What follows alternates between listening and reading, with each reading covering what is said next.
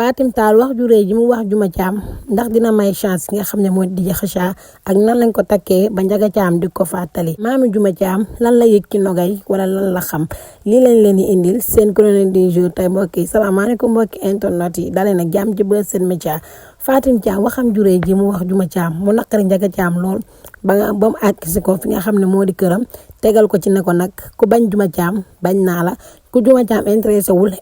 wu ma te nee na ko jam nga ma ci xol mu koy naqaru ba mu jaral ko mu jooy ci jooy yu metti wax jooju war na mën a tax Kheucha takk nga xam ne moo di Juma Caam parce que dañ fay waxee ne rek mën ngaa bañ mbokki jàmbur bëgg say mbokk fekk say mbokk bëgguñu la kon wax jooju mën nañ jàpp ne Juma Caam ak Kheucha mën na fee sëy parce que xam ngeen ne Njaga Caam dafa bëgg Juma lu mu bëgg rek bëgg na ko. Fatim Tall nan lañ ko takkee biñ koy takk dafa amul ndaw wala dañ koo for ci mbedd mi wala daf doon taxawaalu mbokk yi loolu lañ leen di bàyyi question rek ngeen wax seen xalaat maami Juma Caam lan moo tax bu jàkkaarloo na koy rek xol bi metti wala lii di jooy si wetam wala mu koy jox kanamu Juma dañ koo sànni woon wala dañ koo dénkaane wala dañoo dem fenn teg ko fa dëgg bi mu xam te mënu koo wax lan la wala bu ko waxee dafay foog ne dara da ko ciy fekk wala du xam ba xam ne Njaga Caam lan lay réagir lan moo tax mère bi xam dara te nangu koo wax mbokk yi lañ leen loon tey seen chronique du jour mu nekkoon bete bete wéy leen di abonné tey partage ci yeneen vidéo merci beaucoup